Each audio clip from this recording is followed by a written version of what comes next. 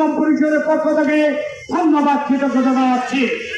সম্মানিত উপস্থিতি, আমরা কেন আজকে রাজপথে মানববন্ধন করছি, কি কারণে করছি আপনারা ইতিমধ্যে জাতি ধর্ম বর্ণ নির্বিশেষে হিন্দু মুসলিম বৌদ্ধ খ্রিস্টান আপনারা অবশ্যই জেনেছেন।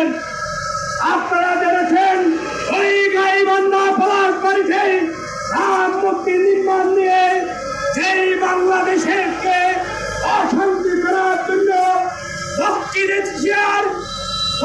এশিয়ার সম্প্রীতির বাংলাদেশকে অশান্তি করার জন্য ওই যে জঙ্গিবাদী এই যে কয়েকজন মানুষের কারণে সেদিন আমাদের ভগবান শ্রীকৃষ্ণ ভগবান শ্রীরামের মুক্তির সুতা নিক্ষেপ করা হয়েছে। সেজন্য সারা বাংলাদেশ পুনর্দমন পরিষদের পক্ষ থেকে আজকে আমাদের মানববন্ধন কর্মসূচি।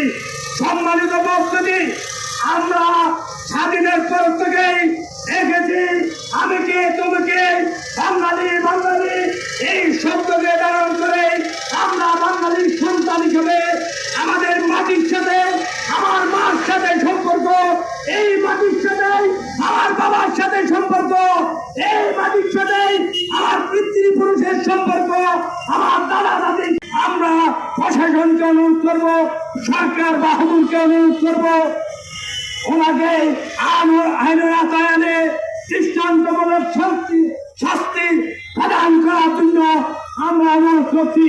সাথে সাথে আমরা চাই আমাদের এই উকিল উপজেলাতে আমরা সম্প্রীতির উপজেলা হিসেবে আমরা চাই আমরা দেখি না কোনোদিন আমাদের মধ্যে ভেদাভেদ, আমাদের হিন্দু মুসলিম বৌদ্ধ খ্রিস্টান আমাদের মধ্যে কোনোদিন ভেদাভেদ আমরা এই উকিল উপজেলাতে আমরা দেখি নাই।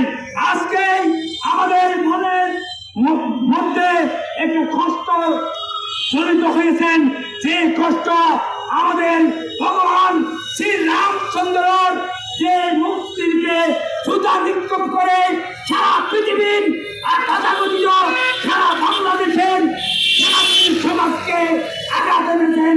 এই আঘাত সারা দিয়েছেন, তাদেরকে আইনে দৃষ্টান্তমূলক শাস্তি প্রদান করার জন্য প্রশাসনের প্রতি অনুরোধ জানাচ্ছি।